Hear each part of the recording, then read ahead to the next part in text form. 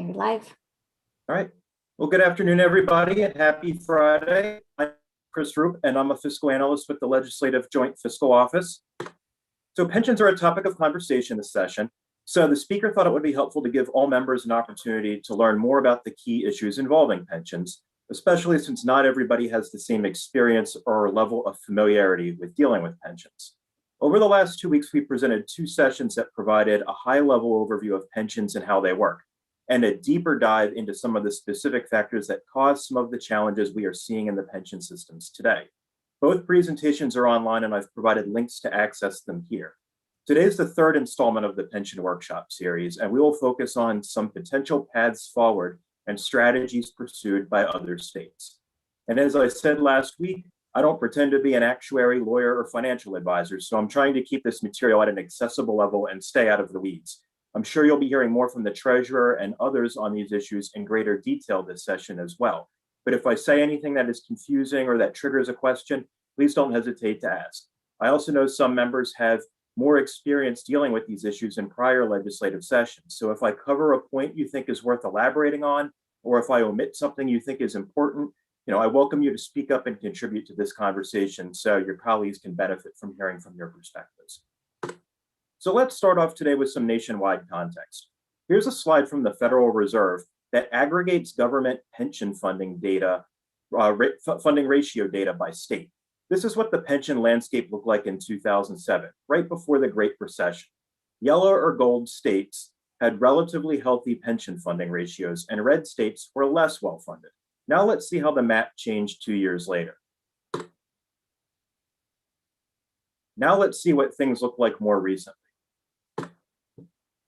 Why did I show you these maps? Because nationwide, public sector pension plans have been struggling since the Great Recession. The same story that we're seeing play out here in Vermont. So what drove some of this? Well, just like here in Vermont, many plans had very healthy funding ratios in the earlier part of the century. But the Great Recession hammered a lot of the pension systems, and demographic pressures from boomers retiring has made it harder for systems to dig out of that hole. States have also lowered their assumed rates of return and reset some of their assumptions, both of which were done to more realistically reflect experience. But the effect of those changes is lower funded ratios and higher required payments into the pension funds that have consumed greater shares of budgets. These dynamics have led many states to adopt strategies to reduce their pension liabilities, including adopting risk-sharing models, creating new benefit plans for new hires, making changes to plans for active employees, reevaluating investment strategies to lower fees, and find ways to enhance revenues going into the pension systems. So those are the nationwide trends. But when you're thinking about what's been happening nationally, it's helpful to also have some context about how Vermont's pension plans compare to the rest of the country. A few years ago, the Wisconsin Legislative Council surveyed 87 major public sector pension plans and compared the different benefit structures of those plans. I've added a link to the study here in case you'd like to review it in detail. Now, it can be really complicated to compare pension systems because you also need to think through the overall compensation context in the state. For example, some employees may get more generous pension benefits, but they are exempt from Social Security, and different wage scales can translate into very different pension benefit levels. But we can arrive at a high-level comparison by looking at a few components of our pension benefit calculation formula. In general, Vermont's pension systems provide a less generous benefit than many of the other surveyed plans, and Vermont employees pay a contribution rate near the median of other plans. Remember from last week that the average BSERS pension benefit is about $21,000, and for the teachers, it's slightly below $22,000. Most Vermont employees accrue benefits with a 1.67% service credit multiplier, which is one of the lower service credit multipliers among surveyed plans. What this means in practice is that if I worked for 20 years, my benefit would be about 33.4% of my average final compensation. But if my multiplier was 2% instead, my benefit would be 40% of my AFC. Most Vermont employees pay a contribution rate between 5 and 6.65%, depending on what plan they're in, and the median among surveyed plans was 6.42%. So for most Vermont employees, pension benefits at a maximum of 50 or 60% of their AFC, their average final compensation.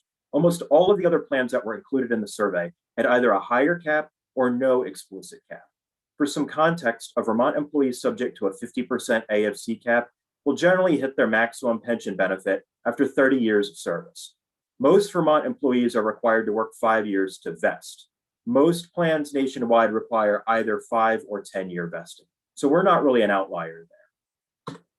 This chart just gives you some context about how our plans compare to some neighboring states. Like I said, it can be really hard to compare these plans to each other, but these numbers generally reflect what the basic benefit structure is for a newly hired non-public safety employee. You can see that some states require higher contribution rates from employees, but also provide higher benefits from higher multipliers and less stringent maximum benefit caps.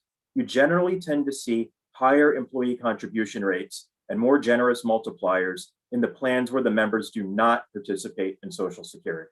So the pension benefit would be their primary source of retirement.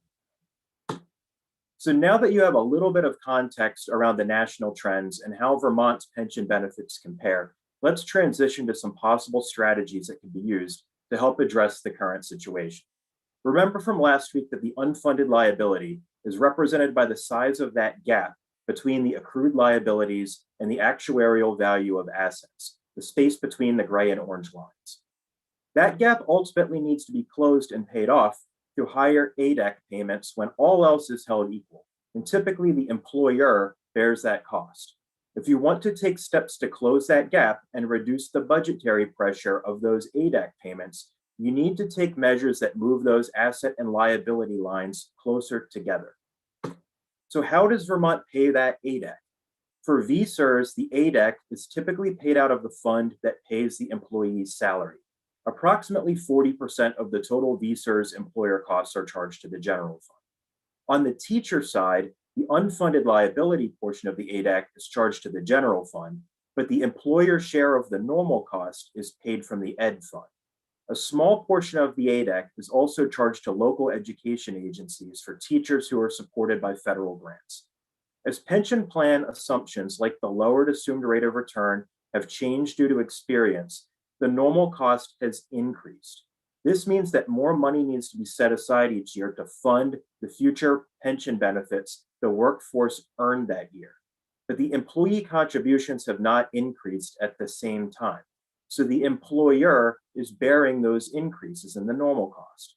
For the teacher plan, that increased normal cost equates to a $30 million increased cost to the ed fund in FY22. And about 71% of that increase is due to changes in demographic assumptions, and 29% is due to economic assumption changes.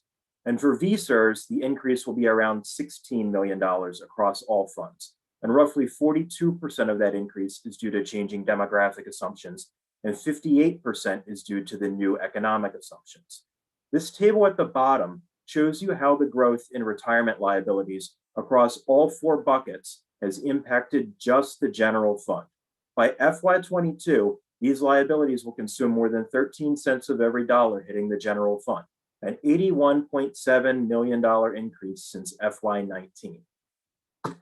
Here are just a few more points about how those ADEC impact the budget in FY22. You could see here in the graph at the top how the ADEC has grown as a percentage of payroll. This means that the ADEC is eating a larger share of the budget pie. The VSERS ADEC will cost just shy of $120 million, and these costs are paid based on the funding source of the employees. As I just said on the previous slide, it's estimated that about 40% of the cost, or $47 million, will hit the general fund. For the teacher system, the total ADEC is over $196 million. The portion of the ADEC that goes toward paying down the unfunded liability is charged to the general fund at a cost of about $152 million next year. And the share of the normal cost that isn't covered by employee contributions is paid from the ed fund. So it'll be about $37 million next year, which, as I said on the last slide, is $30 million more than in the current fiscal year. And a small share is paid from the local education agencies for federally funded school employees. Overall, though, employers, mostly state government, will have to pay more than $316 million next year in pension obligations for both systems. And in a status quo situation, these costs will keep growing. And you can see from this graph on the bottom how those costs have grown in recent years. So these costs are significant, and they've grown quite a bit as the funding ratio of those pension systems has declined. However, there are some strategies that could reduce both the ADAC and normal cost by making changes to plan design to lower the cost of future pension benefits. Now, when you do this, you're effectively flattening down the steepness of that slope of the gray liability line and bringing it a little closer to the orange asset line, thereby shrinking the unfunded liability and improving the funding ratio. Last month, the Treasurer issued a report, which I provided a link to here, which provides some cost estimates for a variety of scenarios that could lower pension liabilities and also enhance revenues. I'm going to go over a few of these scenarios in the next few slides, but I will not be endorsing or rejecting any of these options in this presentation. Today, I'm just going to give you some context, give you a feel for what some of these options are, and so you have a sense of the numerical impact that the different options have on the issue. So one way to lower pension liabilities is to reevaluate the COLA formula. Right now, cost of living adjustments are pegged to the CPI, and they help retirement benefits keep pace with inflation, but they're also a very significant cost to the pension system. There's a range of options that could be implemented to reduce some of these costs, ranging from removing COLAs entirely for some or all active employees, applying a threshold so COLAs apply up to a certain maximum benefit amount, or applying COLAs once an employee has been retired for a minimum period of time and not after their first year of retirement. In the next few slides, you'll see charts like these. These come from the actuarial analysis contained in the Treasurer's report from January. I provided these mainly for context today so you can see the impact that some of these scenarios would have on the two systems. The red numbers show you the impact that the scenario has on changing the current plan assumptions. So for example, that 18.8 in the bottom right of the blue table means that applying the COLAs on the first $24,000 of benefits would lower the FY22 ADAC by $18.8 million. And I apologize in advance if some of these tables are overwhelming or difficult to read. Graphic design is not my specialty, but I wanted to make sure you had the information in an accessible format so you could look at it at your convenience. Another possible strategy is to look at how average final compensation is calculated when determining what an employee's pension benefit will be. Most Vermont employees have their AFC calculated by averaging their 3 highest consecutive years of salary. But if you increase the number of years considered, there is potential to lower pension liabilities by reducing any impacts that unusual or atypical salary increases in final years of employment may have on the benefit calculation. You can also look at the number of years an employee must work in order to vest and qualify for a pension benefit. Most Vermont employees must have 5 years of service in order to vest, and either 5 or 10-year vesting is common nationwide. You can lengthen the vesting period beyond 5 years, but it does not translate into significant dollar savings to the pension system compared to other options, because most active employees accrue more than 5 years of service as it is. Another option is to look at the eligibility criteria for normal retirement. In order to qualify for normal retirement, an employee generally needs to either reach a minimum age or a combination of age plus years of service, whichever comes first. We call that age plus years of service calculation a rule of 87 or a rule of 90, or for simplicity, we can call this concept a rule of X for now. By having a rule of X, employees who began their service earlier in their careers may be allowed to retire earlier, but this can result in higher pension costs due to longer retirement periods, especially since overall people tend to live longer than they once did. Not every plan out there has a rule of X in place. Some systems just require employees to reach a minimum age. And just for some context, Social Security's normal retirement age is now 67. Again, in recognition that people in general live longer into retirement than they once did. But by either bringing more active employees into the existing normal retirement rules in place for newer hires, or by reevaluating the existing rules entirely, there is potential to lower pension liabilities. So now that we've gone over some strategies that could impact the liability side, let's look at some strategies that increase assets and close the gap by increasing the slope of that orange line. Getting strong performance out of your investment managers is very important.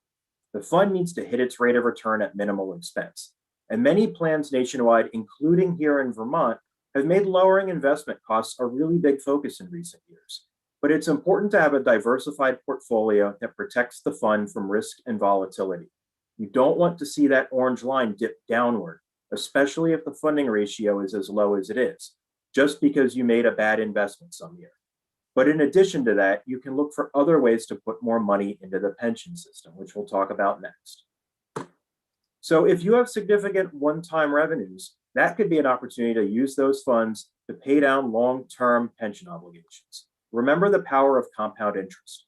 The more you can invest now, the greater the gain will be in the future.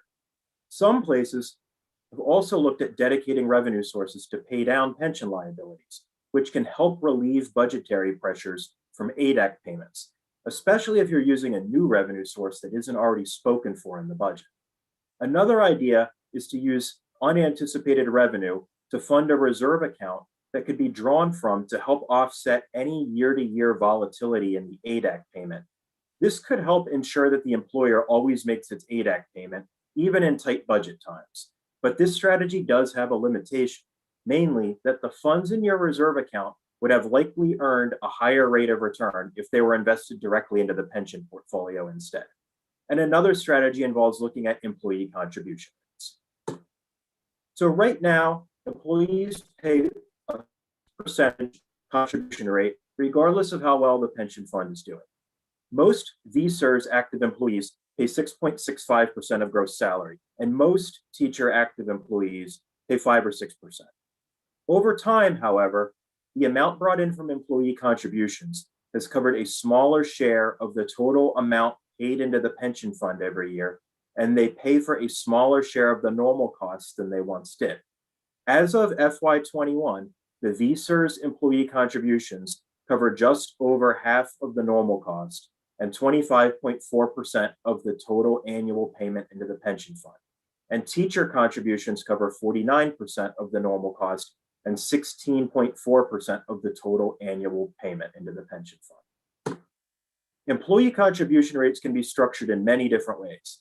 They can be flat across the board rates. They can be tiered or progressive rates, where the more an employee earns, the more the employee pays. And they can also take a variable structure. For example, they could be tied to a percentage of the normal cost. Some systems have also assessed a supplemental employee contribution on top of the regular contribution rate under a risk-sharing model. For example, the supplemental contribution could be charged based on the overall health of the pension fund.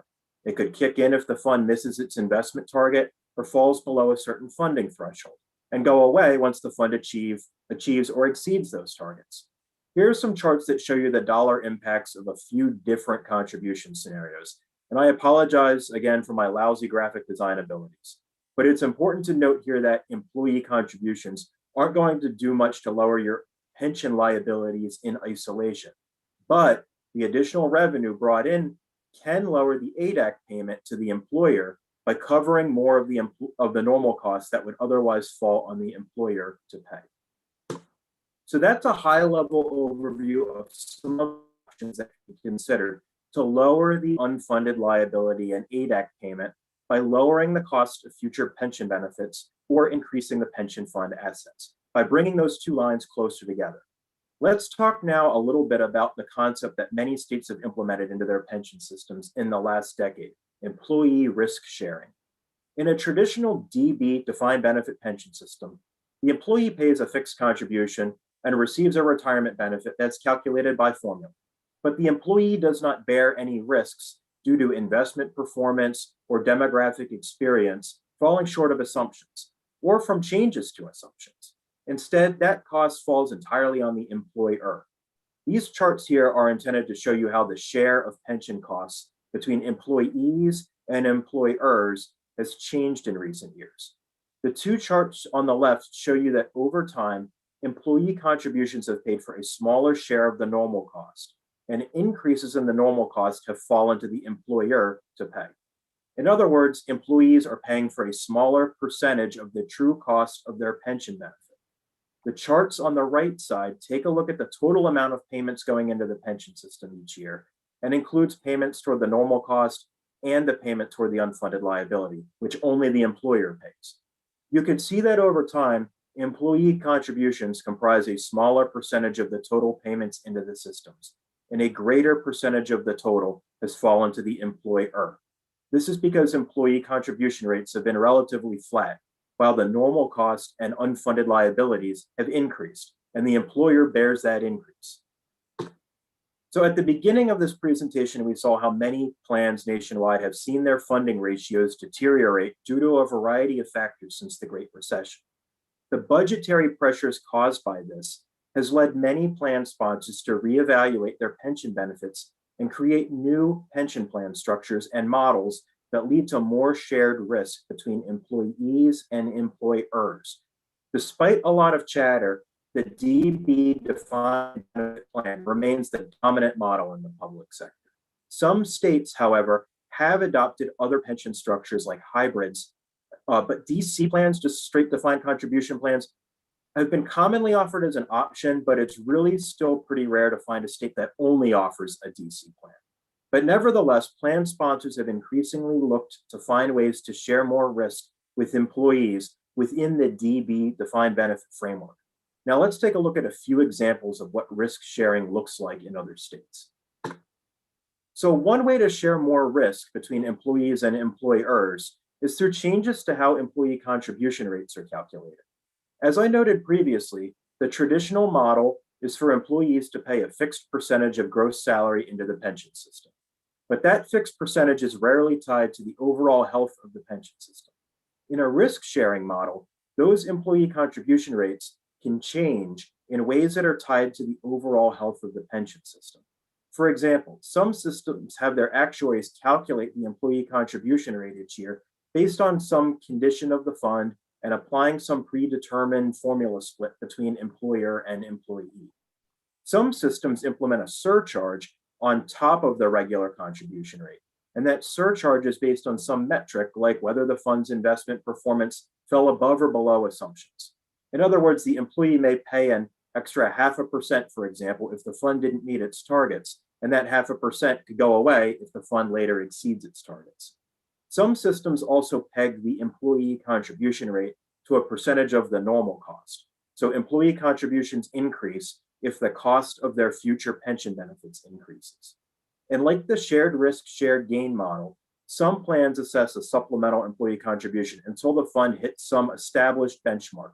For example, if the fund reaches a certain funding ratio. So another way risk can be shared between employees and employers is through the COLA system. Many, but not all pension plans provide an automatic cost of living adjustment that's pegged to the CPI, the Consumer Price Index, or some other criteria. But some plans are moving away from the automatic COLA and instead applying COLAs based on some other factor.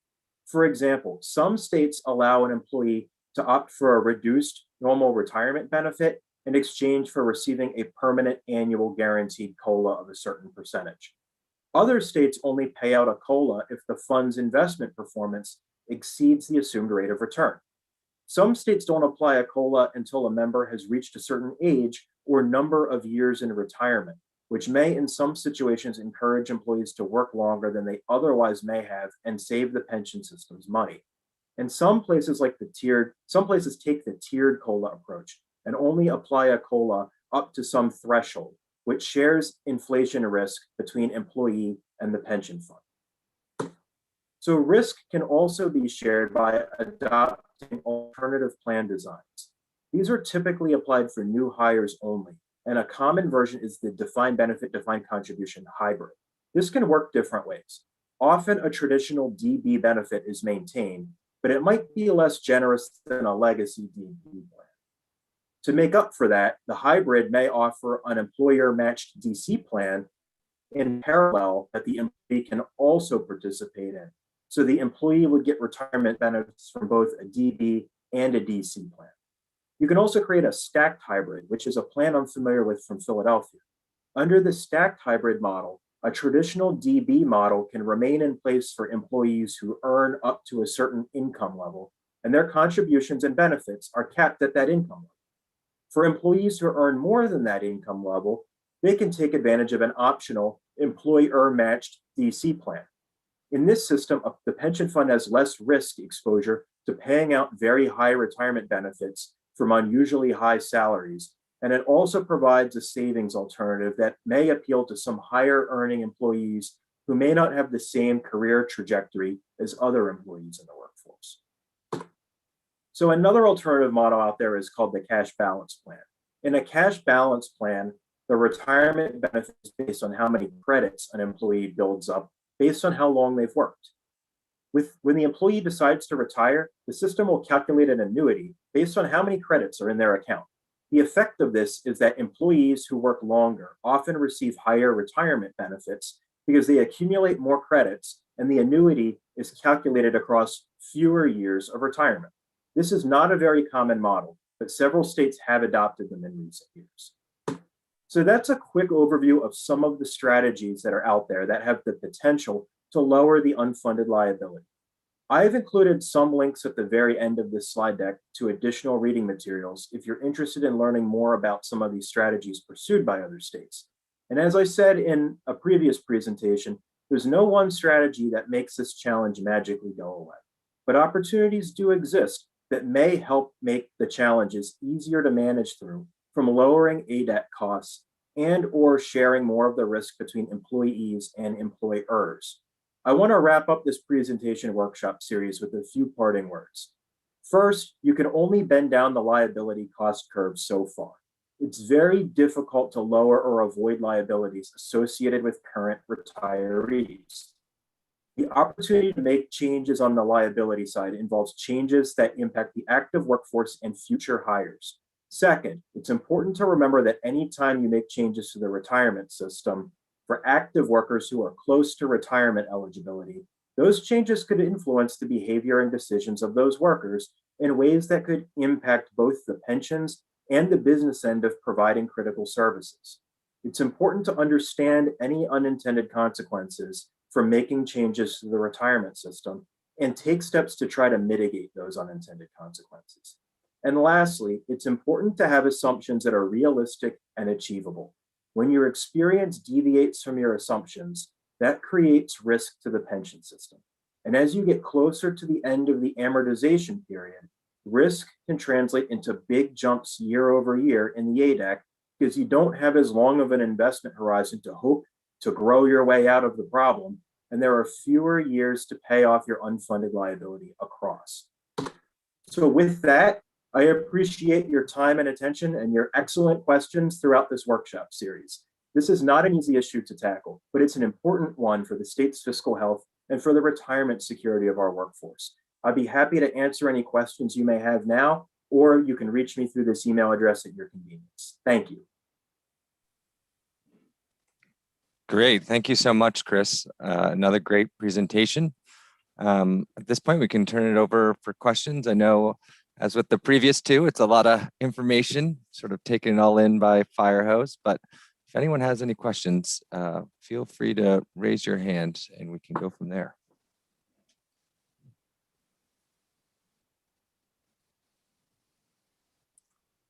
There's Representative McCoy. Go ahead, Representative McCoy.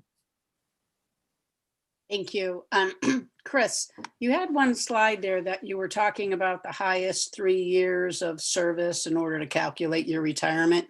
And I think I recall in the first pension session that you had mentioned something about teachers in particular adding like their extra time on that they could accrue, like unused days off were added and calculated into their final. Is that correct?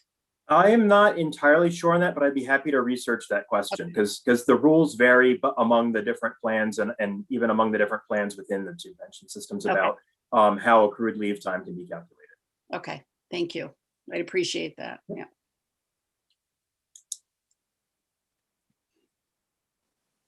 Great. Thank you, Representative McCoy.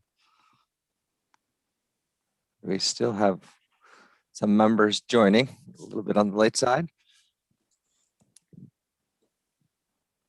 Anyone else have a question? If not, I also don't want to hold everyone up. I know it's been a busy first half of the session and we're almost at the town meeting break. So hopefully everyone gets some rest.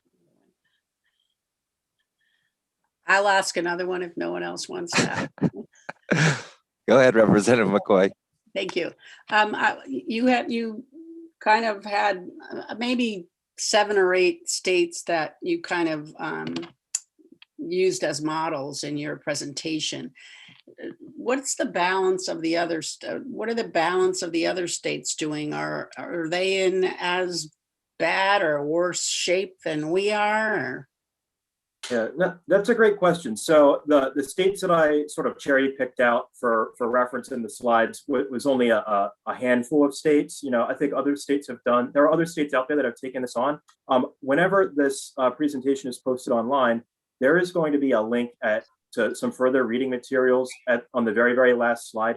There's a report, there are several materials in here from NASRA, the National Association of State Retirement Administrators, and they have produced some sort of easy to follow charts that summarize what some different states have done in prior years. A lot of the changes have been on these similar themes where, you know, you are either making changes to contribution rates made by employees or creating, you know, new plans for new hires. Those tend to be the most dominant themes, and Vermont has taken steps in you know, since 2000 to do similar things as well. But you know, there are some places that have taken a little more further steps, but this is an issue that a lot of states are dealing with nationwide. You know, I don't think there's any states out there that haven't been impacted by you know, the Great Recession hitting their pension funds.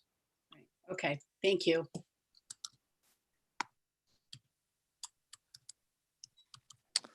Anyone else have a question? All right, well, it is the lunch hour, and I know all of you have had long committee days and long floor time. So hopefully maybe we'll take the next 20 minutes to stretch and get some fresh air before the rest of the afternoon. So again, thank you all for joining us. Chris, thank you for these workshops. I know they've been really helpful for myself, and I've heard from a lot of other members that they really appreciate it. So again, if anyone from your different caucuses have questions, these are available on the JFO YouTube page. And if they can't find the presentations on the JFO website, feel free to send them my way, and I'm happy to assist.